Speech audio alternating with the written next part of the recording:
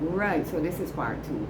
So after we left the neighbor house now, we then headed to Catherine the Thursday morning.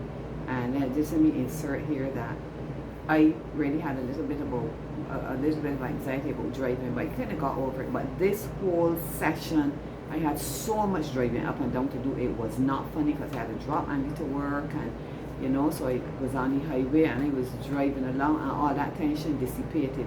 So one of the things I realized sometimes is that to get through something and to overcome it, you have to go through it. You can't sidestep it, right?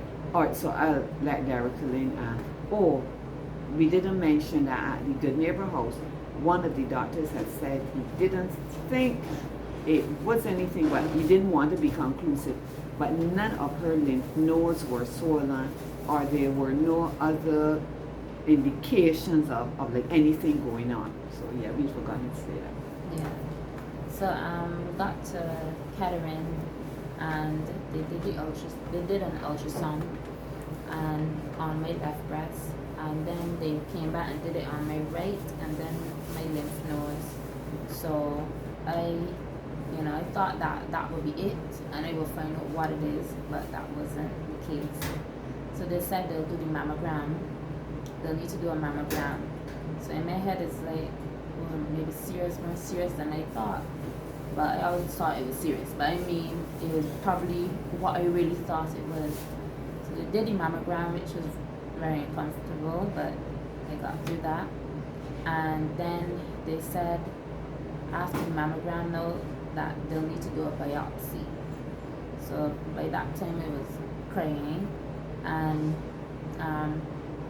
she had buried herself by then. And then they said they wanted to speak with me to talk about the biopsy and whatnot, and the lady was saying that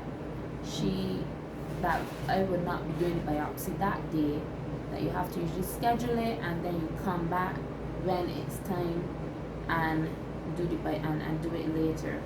But I told her I was leaving the next week, so it was a lot of back and forth with her going to see what she can do, coming back and telling us and whatnot. And by that time, they brought in my mom. Yeah, then after she came, the doctor was speaking with her first, and then the doctor invited me to come in. And I must say again that the whole manner and attitude of these persons dealing with us was very professional, very kind, very empathic, very caring, very sensitive, very understanding. They were definitely 100% about patient care. So the doctor talked with us, and the whole biopsy thing came up. So I just said all the time I'm praying, I said, Lord, please let them do it, because Dereka-Lynn cannot stay with this uncertainty until she gets home. So I told the doctor that if it is possible that y'all can do it, we would appreciate it very much. So she said, well, let me go and speak to my boss. And she came back within less than 2 minutes or so, and said, we'll do the biopsy today. So I was so happy. So that meant now we had to go back home and come back there for 2:45. So now I let Dereka-Lynn pick back up from here. Oh, the other thing I should say is that the doctor very carefully explained the whole process. And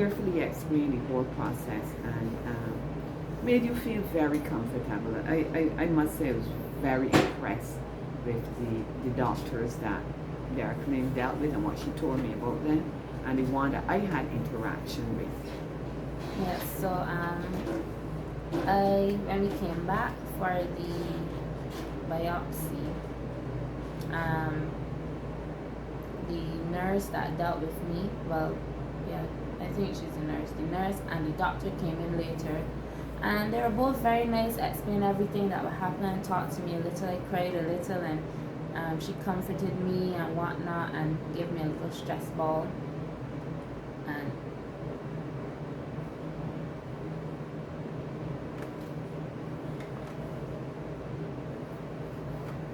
sorry, a call was just coming in. we will probably have to pause. So we're gonna come back. We will come back, okay? So it'll be video 3.